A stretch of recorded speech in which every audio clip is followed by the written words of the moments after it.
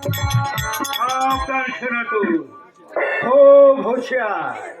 ওই বেটা এসেছে নাম ধরাই মহলে, বাড়ি বড়ি ঝাঁটি, খুব আড়ম্বর করে এসেছে বেটা। তাই তোমাকে বলছি সনাতন, যতক্ষণ পর্যন্ত আমাদের কর না দেবে ততক্ষণ এক বিন্দু মধু ওকে দেওয়া হবে না।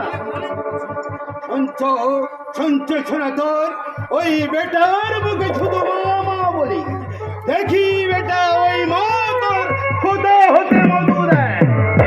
তুমি যাও সনাতন, ডাকিনি যোগিনী গণকে নিয়ে এক্ষণে মনের মাম মধু হরণ করো। কোথায় ডাকিনি যোগিনী গণ আমার কাছে হও নিযুক্ত।